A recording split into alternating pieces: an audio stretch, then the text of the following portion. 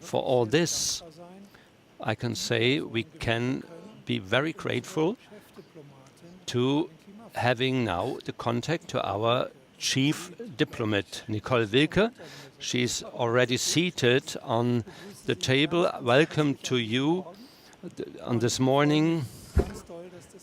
I'm very happy to see that we have a very good link and a good communication with you. We hope learning from you to look behind the scenes and to listen to what you would like us to do for your diplomatic actions and interests. Of course, as a climate diplomat of our government, you require arguments, information, knowledge in order to bring them in the very good moment, because the requirements are very different from what we have on the local levels or regional levels. And that is why there's no one-size-fits-all solution that cannot work, and we have to find a balance. And this is a highly extreme business. You need a lot of patience, a lot of knowledge, and a lot of feeling, of sentiment. We're looking forward to hearing what you have to say. Ganz herzlichen Dank und einen schönen guten Morgen aus Many Berlin nach thanks and Annaberger. good morning to Annaberger from Berlin. I'm very sorry that I was hindered, was not available, but I have actually a lot of deadlines and engagements. Many thanks for giving me this opportunity to give you an overview of the global level. First of all, I'm not a diplomat by profession. I'm not part of the diplomatic corps. I'm just the head of unit for international climate protection within our ministry, which is the Ministry of Environment, Natural Conservation and Nuclear Safety. Nevertheless, I would like to give you a rough outline of the context within which we work in terms of the international treaty, also in terms of how we can implement the decisions, and also as to the challenge of the international implementation. And this is a wide, complex area. I have made my mind up. I reflected a lot my work in order to give you a short summary, and I would also like you to ask questions in case of need. I would like to enter into a dialogue. First of all, our basis for a long time has been the Climate Convention, the Framework Convention signed by various countries in order to come to a multilateral cooperation basis for climate protection. Since 2015, we have seen, or we have been working on the basis of the Paris Treaty, and it is specified that all countries need to be active, not just the industrialized countries. We also have set objectives. We have defined global warming, and the objective, the finalized objective, is to maintain the increase in temperature below 2 degrees in comparison with the pre-industrialized area. And the third point, what is very important, that we always integrate climate into our investment behavior in order to come to an implementation. We always say transformation towards a climate-friendly society, and that is the final objective of implementation. This framework has been given by the Paris Treaty, and we also now have a lot of details, the sub-legal framework, as we tend to say in German legalese language. So in Katowice in December, we are meant to give the first outlines of how we implement the decisions in the Paris Treaty. So we need a reporting framework. How do countries actually report on their activities on a multilateral level? we also know that trust is a very important aspect in order to allow all the parties to act. Also in terms of the global competition, because in order to ensure that even under competitive aspects, environment is part of general activities in order to come to a kind of measure to see what we actually achieved in terms of the temperature limit, temperature increase limit. We know that we are underway. We are not close to our objectives, even if all countries actually do what they promised, we would actually come to an increase in an increase in temperature of 3 degrees. That means we must do more than actually is laid down in the treaty papers.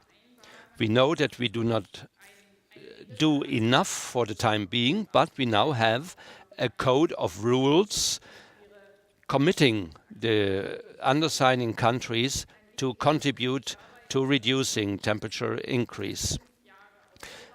Every 5 years, we will look into the intermediate results achieved by each of the countries in order to reflect on this and come to conclusions regarding what we can do more on a national level first of all, but which will sum up to international climate protection. For the time being, we all know the headline, Talanoa dialogue. It's a Fiji language. They have now the presidency of the negotiations, and in Fijian language, it's a notion of collective development meant to foster to achieve the climate objective. How we can integrate this in the negotiations and how to implement, I'm going to explain in more detail in a minute.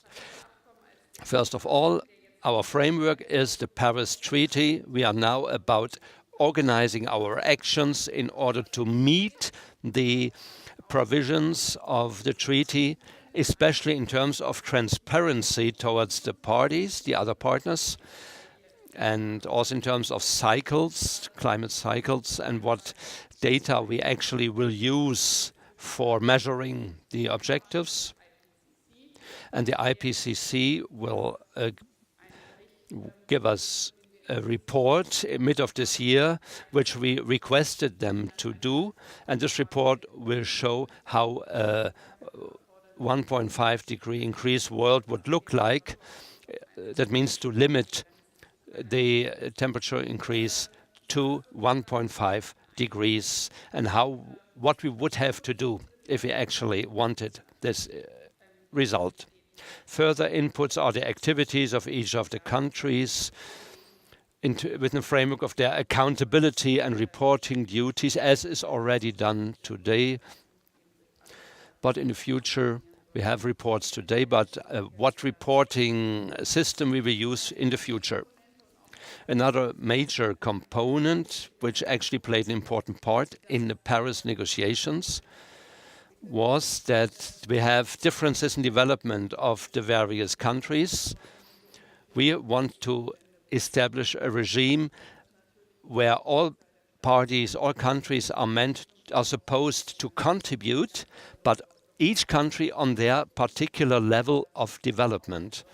How we bring that together, and otherwise it would not have been possible to come to such a treaty. So it's very important to have commitments on behalf of the rich countries and on behalf of the less developed countries, and we have promises on behalf of the more developed countries to provide finance to those less developed. If you are interested in more detail, I can enter this, but I will leave that for the moment now. You may have heard the following number. Industrialized countries promised the mobilization of climate funds for development countries in the amount of 100 billion of US dollars starting in 2020. Mobilizing funds means not just public funds, but means to raise funds also on behalf of private investors. For instance, emission certificates negotiated in the emission stock exchanges. Those funds could also be used. So when looking into more detail into what we are discussing for the moment, when beginning to develop the small print, so to say, we want to set up monitoring systems in smaller countries in order to enable them to analyze, monitor, and evaluate their actions and developments under the aspect of climate protection in the interest of global transparency. Those countries, we have to look into the fact that certain information in such monitoring systems, that there might be information involved that is confidential for some of the countries. So transparency on the one hand, confidentiality on the other. We have to find a compromise in order to lessen the fears of lack of sovereignty of some of the countries. So climate protection needs transparency, and we want to enable countries to provide information without giving him the impression that the country loses or that it restricts its own sovereignty. These are the challenges, some of the challenges. On a more technical level, you might already have listened to the public information. Such a multilateral process means that we discuss texts at a table where we have 200 contracting parties, and even on the same level of understanding, we would have difficulties even in terms of language and also in terms of consultation on behalf of more than 200 parties.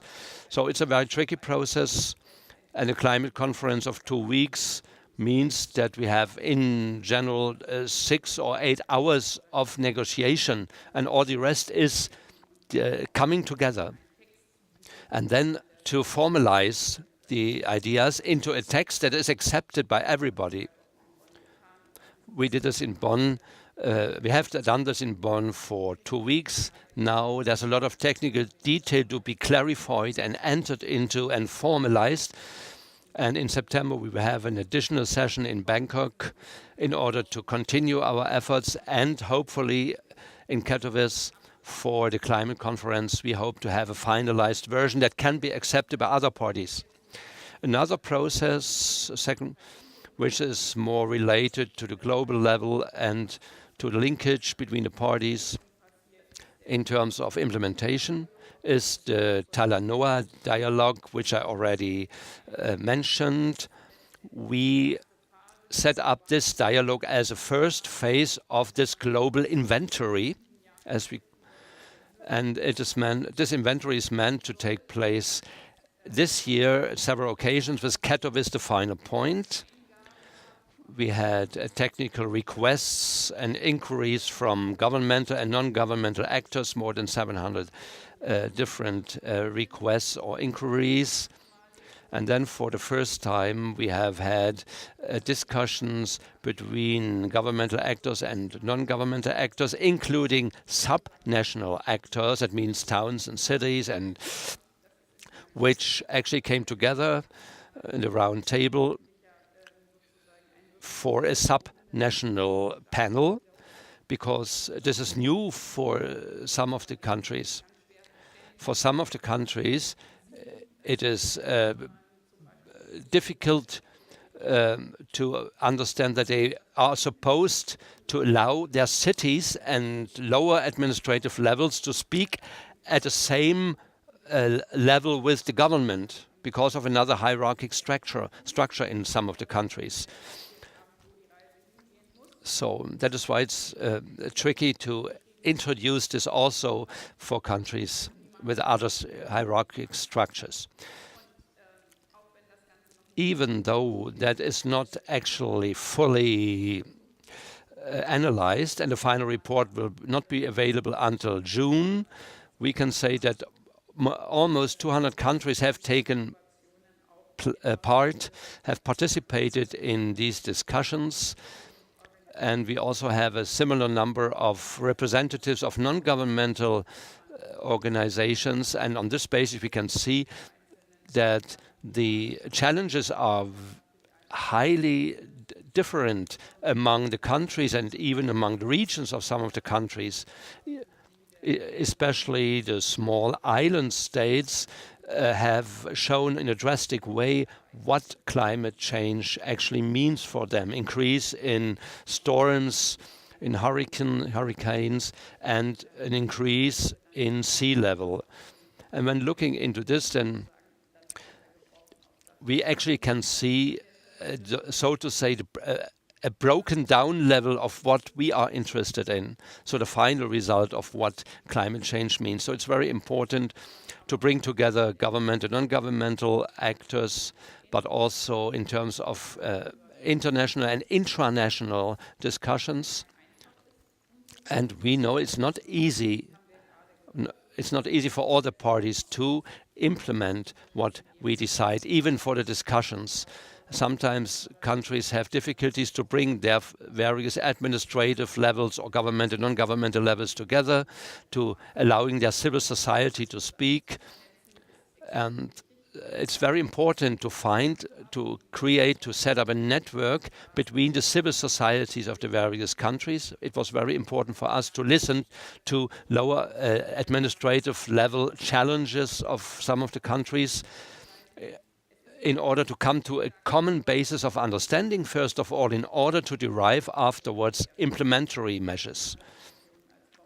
We can see that the impacts of climate change are different in drasticality in the various regions of the world. It's very important always to look into the social component of climate change. For many countries, this is even a key item in order to raise awareness and acceptance of climate protection measures. New challenges arise from the in terms of transformational implementation. Germany, for example, last year asked the OECD for a study looking into how ambitious climate policy will impact on the world in contrast with business as usual policy. For all G20 countries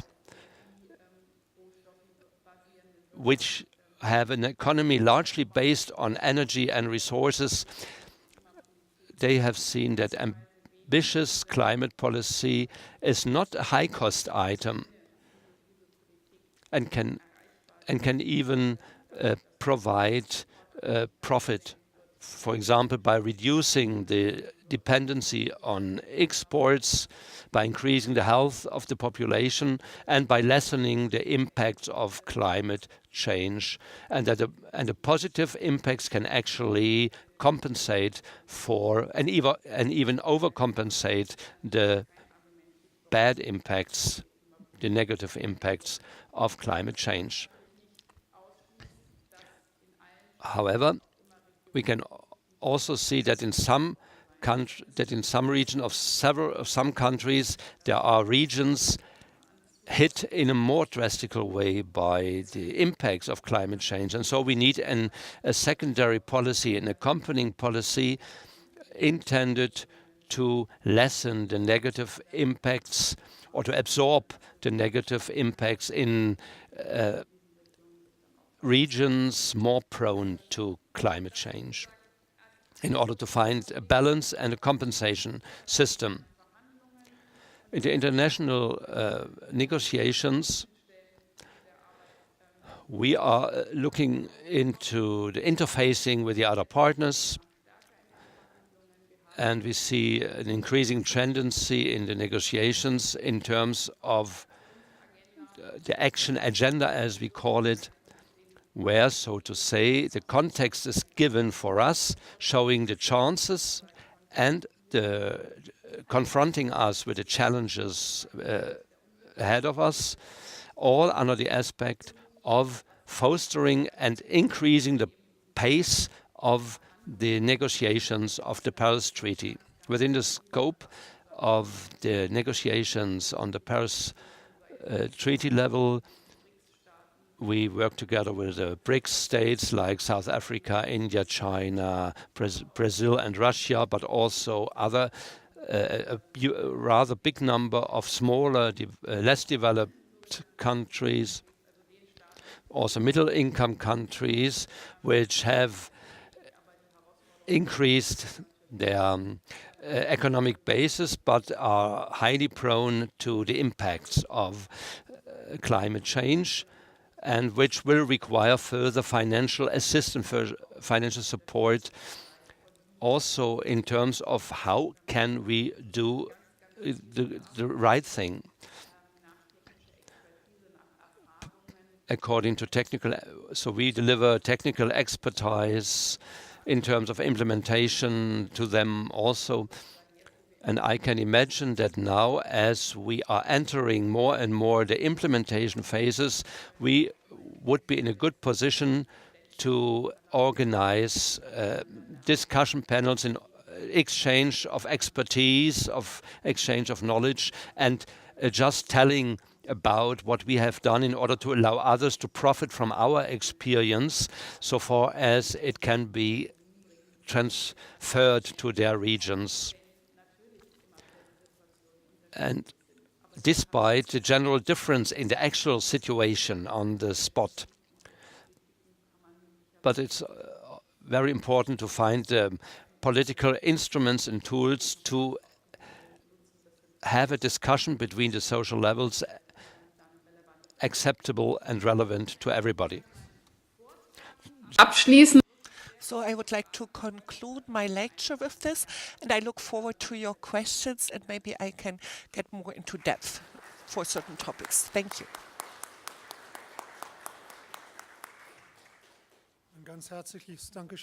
Thank you very much. Can you see us? Mrs. Wilke, can you see the auditory? So the sound is not very good right now. So my question is if you can see us. Actually, yes, I can see you. Okay, so that I hope that you can also understand us. So we have about 100 people in this room, a colorful mix of different responsibilities, engagement for regional climate change and adaptation policies, who take action have been taking action for many years, also for our neighboring regions in the Czech Republic and in the Republic of Poland. And we try to adapt to the future climatological situation. So while people are still thinking about questions, I would like to ask the first question. So you were talking about the Paris negotiations, the different temperature goals, which are very ambitious, as we all know. And at the same time, you showed that the normal reach of the so far aims, goals will be higher than the 3 degrees Celsius. And so I was thinking about our role in Germany, and of course we can also break this down to this local region. So maybe you know the book, The Honest Broker, and you know during negotiation, and that's why I would like to ask this to you, to have the trust and confidence, and so that the people know that you are honest. And so in Germany we have done certain things that people don't trust us, so meaning leadership, like honesty in the automotive industry and also in implementing measures in the government, the need for implementing things. And we all know that in the richer countries, we have to reduce it. Can you comment on this? Yes. It is really like this, that we have a lot of trust because Germany always made ambitious goals for climate protection, and there was a lot of transparency and had a long-term strategy. One of the first states in 2016 in Marrakesh at the climate conference. So this was our climate protection plan 2050, and also with climate funding, and we gave a lot of financial support. So we have to report that we are not on the track of reaching our goal 2020. And in the coalition, we want to take measures to reach these goals as fast as possible. And we can only set up this trust that we will be honest, and we tell honest that we underestimated the consequences. And it's important that you have transparency during reporting, that you are honest during reporting. And so when we tell that we have to take measures to actually reach these goals and how we do it, we can keep the trust. So it would be really fatal if we would not be honest and not report honestly what we've reached and what we haven't reached. So, of course, the challenges that we see today is the transformation. So to make the process into the direction of low emissions. So this is a very difficult process, and especially the transport sector, there we have to do a lot more to reach this goal. This is very difficult. This can hurt. This is not a secret, and the new federal government sees this challenge that they have to meet. So, Mr. Sommer from the State Office for Environmental Protection, Agriculture and Geology. Ja, okay. Can you hear me? Frau Wilke, mich würden zwei Aspekte aus Landessicht besonders I'm interested in Wir two befassen uns hier in Sachsen topics ganz from the intensiv regional mit dem Thema perspective. Klimafolgen und So in Anpassungsprozesse. Sie haben ja Saxony, eben gesagt, there is a big dass die topic, Anpassung climate erstmals in dieses impact internationale and adaptation, Klimaabkommen aufgenommen and this wurde. adaptation Gibt es was dort ganz konkrete put into the Festlegungen, climate wie man treaty for the mit first dem time? Thema umgehen will, wie man So Unterstützung are there geben certain will, measures auch how in you Richtung, can support sagen wir mal, this, Entwicklungsländer, Schwellenländer? especially for the developing Vor allen Dingen auch in countries? dem Zusammenhang gibt es Festlegungen zu einem Are organisierten there Prozess des some Wissenstransfers? measures for Weil das an ist, glaube ich, organized aus meiner Sicht ganz wichtig, process of dass man knowledge dieses Wissen, was wir transfer? auch in der Wissenschaft, in der That's very Anwendung, in der important that the Umsetzung haben, knowledge dass that we das auch have transferiert in wird science, verschiedenen that we Anwendungsfällen. can also transfer this War die to erste the Frage. Die different zweite Frage, die natürlich allen auf den regions. Nägeln brennt, sicherlich. And the second question, Oder beschäftigen Sie sich bereits konkret mit den Auswirkungen des are you angekündigten taking Rückzugs der care Vereinigten of Staaten the aus dem Abkommen? impact, the Welche consequences konkreten if Auswirkungen erwarten Sie dort? the United Weil damit ja States einer der großen Player go angekündigt out hat, of this steigt aus. treaty? Es gibt von So Seiten einiger one of the big amerikanischer players Bundesstaaten wants jetzt to get andere out of Ankündigungen, auch this. Kalifornien. So there are Wie gehen Sie other da federal international in den states in Verhandlungen the damit um? US, like California, who will want to stay there. So how do you treat this during the negotiations? The first question. Adaptation. During the last years, this has been put in front. So this is very important for developing countries. So adaptation. And at the other hand, the challenges are different regarding adaptation and depending on the context. So we have a rough 50-50 agreement about financing climate. We are not yet there yet. And it's not only about the finances, it's also about the projects that will be implemented. So we report about this. What regards the knowledge transfer, so during the negotiations there are a lot of exchange commissions.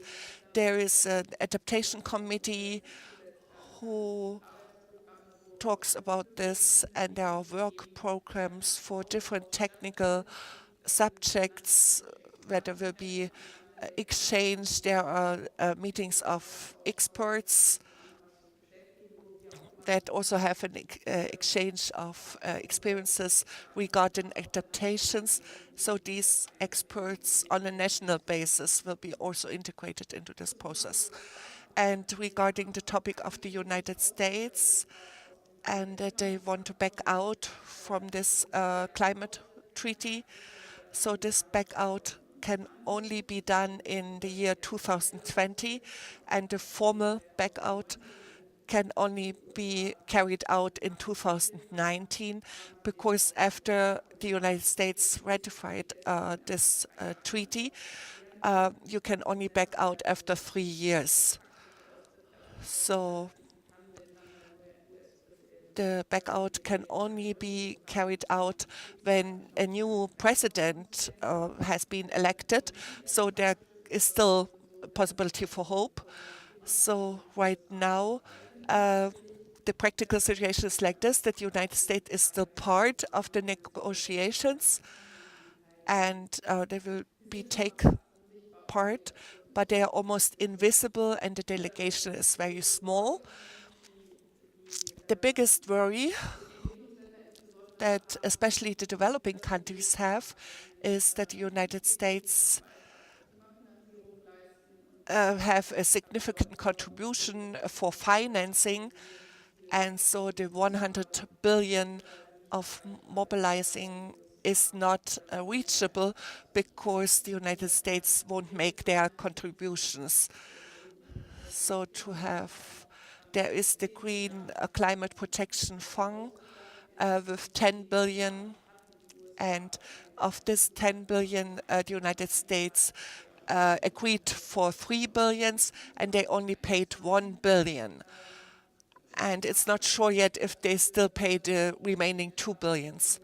And so this fund will be empty much faster than what was originally planned, and then we have to think how to do this.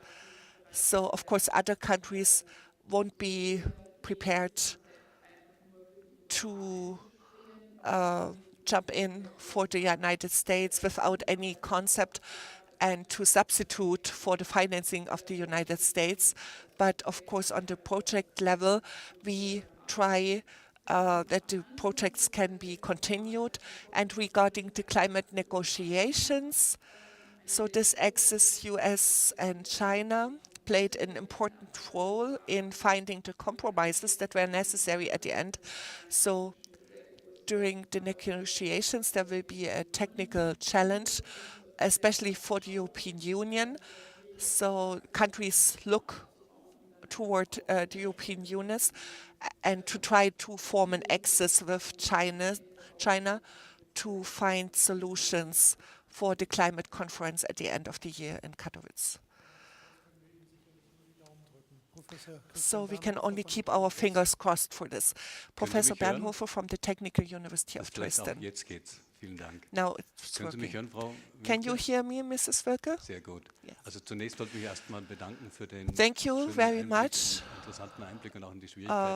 for this interesting lecture about the difficulties during the negotiation process. And I have 2 questions. So one is about the 3 degrees Celsius So this treaty is only suitable for 3 degrees, and so maybe something would be more transparent when the costs would be shown regarding the economic advantages. So how can you prevent that some people think they would have an advantage that we have higher temperatures, and that's why they won't meet these measures? So the first question is about the obstacles.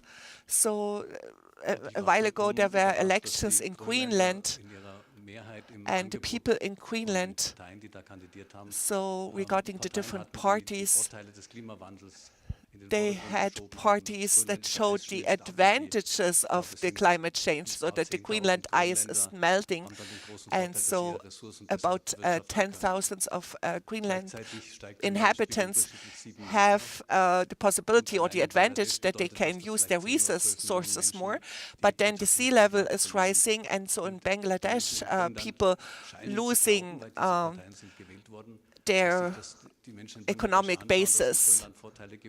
So in Greenland there will be advantages, but in other regions there are disadvantages.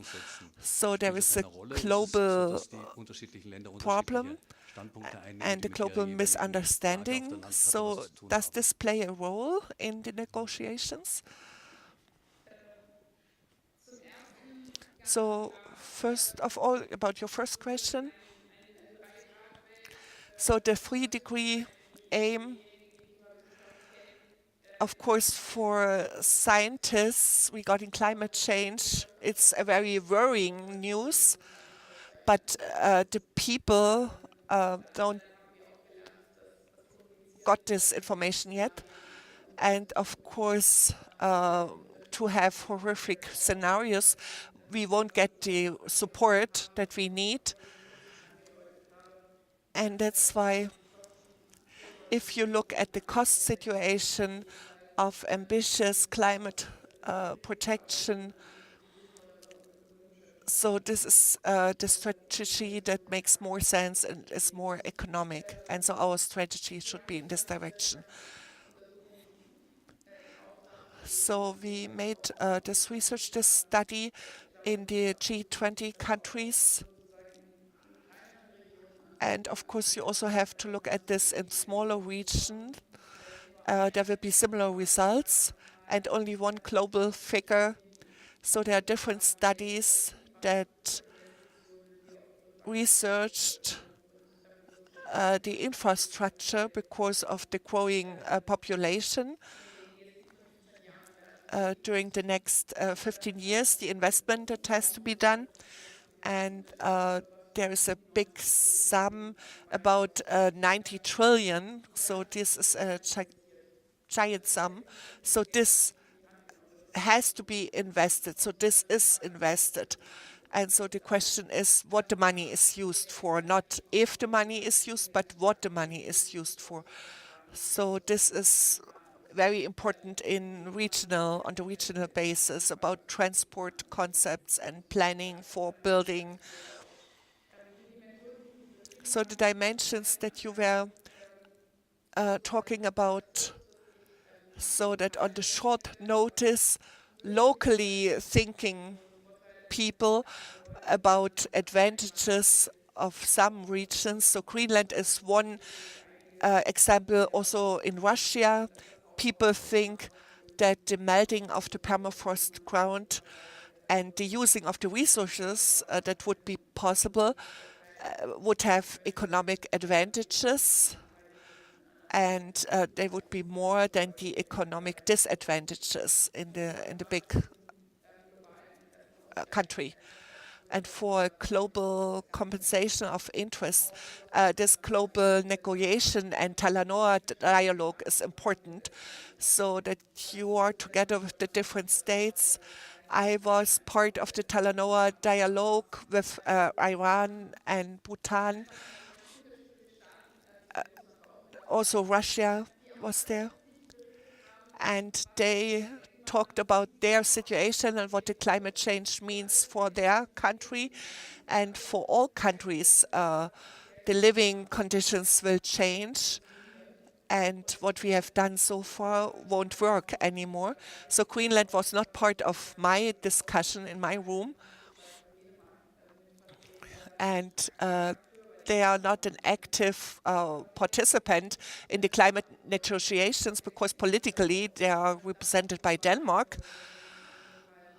So it's important to show the global impact of local activities and that there will be disadvantages for all of us. Thank you very much. So right now, I don't see any more questions, so that's why I would like to ask another question myself. You were talking about the negotiations in Katowice, in our neighboring country of Poland, and there are also people from the Meteorological Service here and also from the University of Krakow. And so discussions with other countries of the European Union. So even in our own country, there are voices who have problems with the climate change itself. And sorry, or excuse me that I call you a climate diplomat, but how should we handle different opinions in parliaments, like a party of the AfD, who deny climate change or who don't see the topic as we see it, and what will be the consequences in state parliaments when the AfD is part of this, and also for the federal parliament for Germany as a representative in the climate change negotiations. So first of all, about Poland and the presidency of Poland for COP 2020. So when I was talking to our Polish colleagues, Poland want to have the presidency because especially with Katowice, they want to show the transformation from a city who was based on coal mining to a green oasis, and to show an example and give an example for the challenges. We know that the transformation in Poland was a big challenge because of the economy that is based on coal mining, and to see the challenges, and this could be also positive aspects for other countries. Regarding the climate skepticism, regarding different parties, for example, AfD. So there is always a small part of people who don't believe in the climate change that was originated by humans, and we could handle this in the past, and so I think we can also handle this in the future. It's a small minority opinion. We have the scientific evidence for the climate change, and only because individual scientists have a different opinion on individual topics, it won't change the overall opinion regarding the impact of climate change. Of course, there's a correlation between the increasing climate skepticism and regions who will have a negative impact from the transformation, like coal regions, where people are worrying when we back out of coal mining, what this means for their region. So we cannot only have climate protection policy, but this has to be accompanied by a social policy to reduce the negative impact of the transformation process. And this is also part of the international negotiations. So no change just because some individual people are skeptical about, and we don't have a basis on this on a scientific level. And of course, the worries of people in regions which have negative consequences because of the policy of climate protection, but we have to need a policy to support these people. Thank you very much on behalf of all the participants of the Annaberger Climate Days. So I wish you would be in this room and we could discuss some more. Thank you very much.